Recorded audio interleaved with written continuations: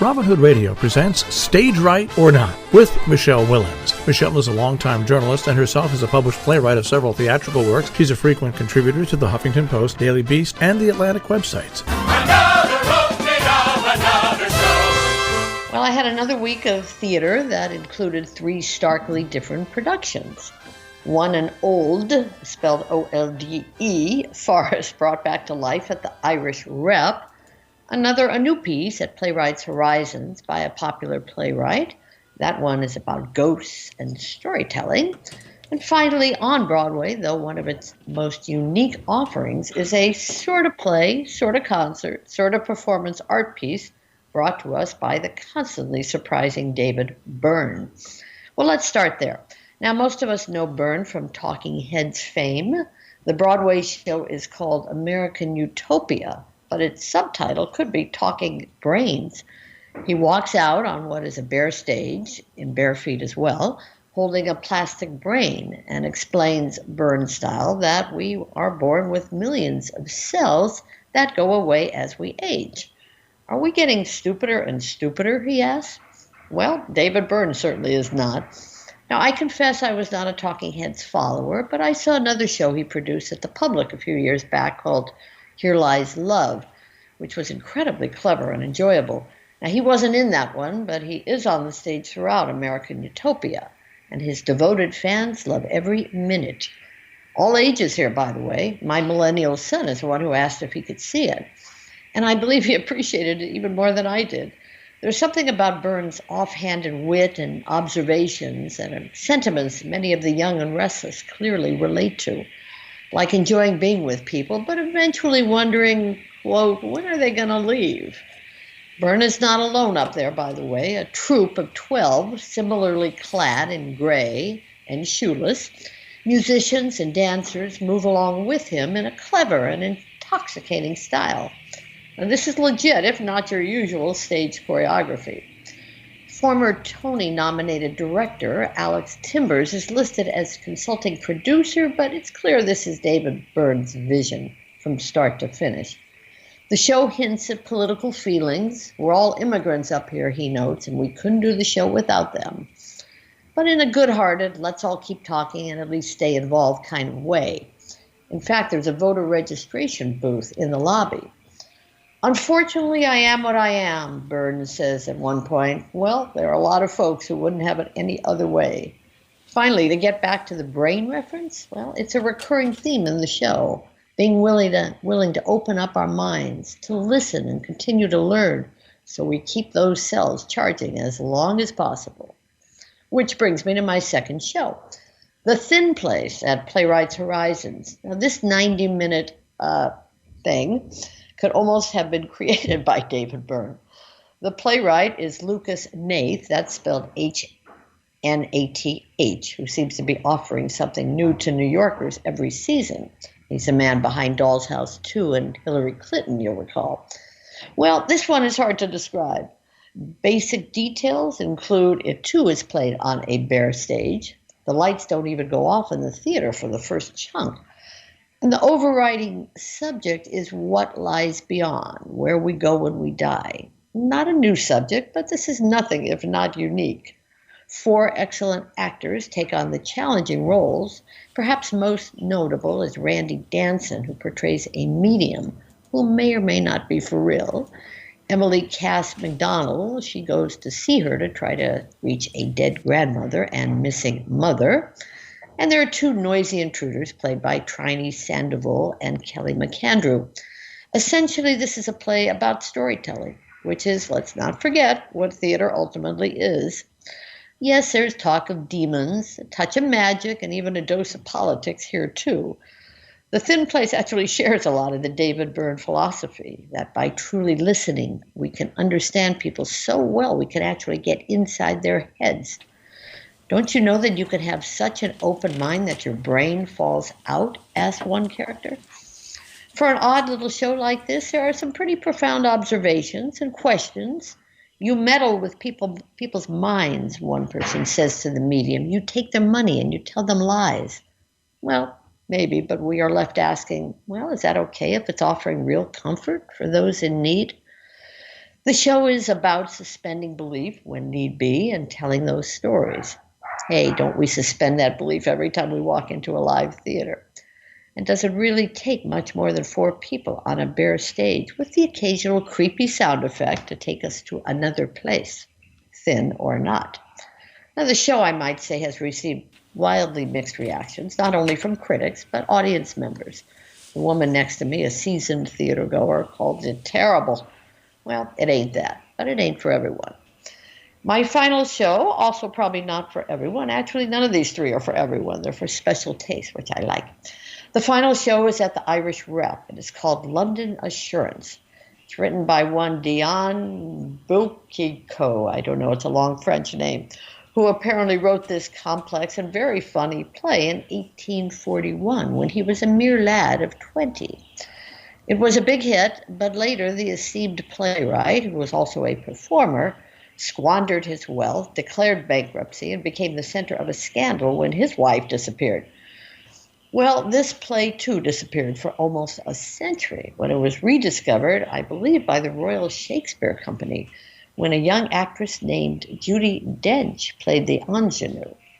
Anyway, now it is on stage at the Irish Rep, directed by Charlotte Moore, who has been the longtime and dedicated artistic director of that much-respected company on West 22nd Street. Now, there's no need to give too much away about this production, except that a company of 10 is absolutely first-rate. The sets and costumes, the latter sent from London, by the way, are delicious and clever, and somehow this small venue takes us back to another time when the plot points include an older man who is supposed to marry a woman some 40 years his junior. They each fall for other people over a brief stay in a wealthy estate, and well, all that Oscar Wilde-ish kind of stuff. It's very funny. Your wife ran away with your best friend? Yes, and I miss him. And it could be rather insightful. It's an undeniable fact, notes a character here. Plain people always praise the beauties of the brain. And doesn't that fit well with this week's theme of our three shows? Anyway, Jill, yet another week of a wide variety of entertainments. I really can't think of a time when there was so much off-Broadway being offered. Anyway, as the year is coming to a close and a new season is hearkening. So the interesting thing will be to see what stays off, where it is doing well, or is transferred. Are there still theater? Yeah. Is there still a theater crunch? There is a theater crunch. A lot is opening. I can't think of anything that's off Broadway right now. It should be. That would move on Broadway. I mean, Lucas Nath is a hot playwright, but they're not going to put a 90-minute ghost story, I don't think, in a big theater. So I can't think of anything off right now. That has happened in the past. I mean, the Lehman trilogy is coming to Broadway, and that started, it started to Armory, but that's certainly away from Broadway. But it's just a lot of stuff going on. There's no way to keep up with the little things around town. The big ones are just starting now to go into just starting their previews. That kicks in around February, as you know. And are you... now, did you say you had people in town who were going to a preview last week? Or have they not appeared yet? I know people who have seen West Side Story in previews. That's got an all-time record of previews. It literally has 6 weeks in previews. I don't think there's ever been a show that's had that long in town on a Broadway stage, not out of town, right? Exactly, but on a Broadway stage. They obviously know it's apparently very, very unusual production. I hate to. No, we're not going to mention it. We're not going to really talk about it prior because people need room to do their what so many people have forgotten. This is a cri de coeur just in general is what goes into something, whatever it is, whether it's a cake or a pie or a show. People have become so focused on the external quote product that they lose sight of the entire process to make it. And I'm not saying that every pie is as good as every other or every show is as good as every other, but without process, you're doomed. So absolutely. Matter of fact, I was with an actor this week. I took him with me to see the one at Playwrights. And we talked about, he had just done a play over the summer. He's done many, many plays. And I asked him about the preview process. He said, oh my God, he said, it's the most important thing. He said, until we start hearing an audience, what they laugh at, where they start looking at their, he said, that's when it really all begins. And you can imagine with an a really audacious attempt of something different, as this West Side Story will be, and others as well, By the way, you're talking about shortage of theaters or whatever. Did you read about what's going on with Beetlejuice and that one? No, I missed that. What's the... Yeah, that's a big scandal right now. Beetlejuice was not doing well. Remember, over the summer, I kept saying I thought that would be on the endangered list, and it wasn't doing well. Suddenly, for whatever reason, it picked up, and it's been making money, but the theater had been promised to the Music Man, and they need to get in before Beetlejuice has time to finish a run and make back its investors' money.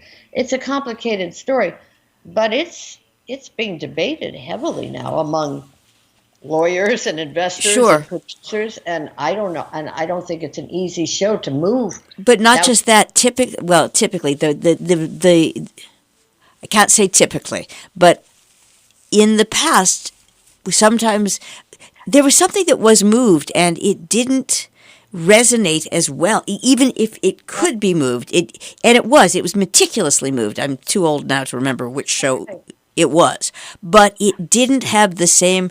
Sorry about this word, but je ne sais quoi. Shutting it, moving it, it just wrecked the momentum.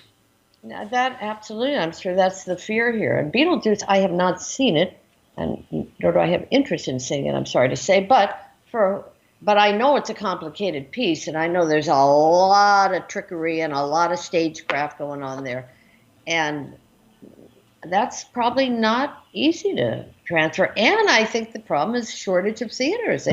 There are not a lot of stages, so that's one that's going to be interesting. If I were an investor in that show, and there are many of them, I'm sure they're very concerned. They put a lot of money in, and apparently it cannot recoup their money until, a certain amount of time, and that's about when Music Man probably starts previews there, a month and a half in advance. So that could be, Anyway, it's an interesting thing to watch. It doesn't seem urgent right now, but again, for people with money involved, it feels very urgent.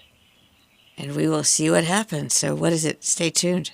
Stay tuned. And actually, next week I'm going to talk about some interesting questions. I thought it might be a fun way to end the year in a way. Just some questions you might have about certain things. Things that I was asking about. Can you change somebody's choreography? Can you change somebody's direction? Can you change what happens when you change theaters? Just some fun theater facts. I thought it might be interesting. It means I have to do some homework, though, during the week. So I better get going.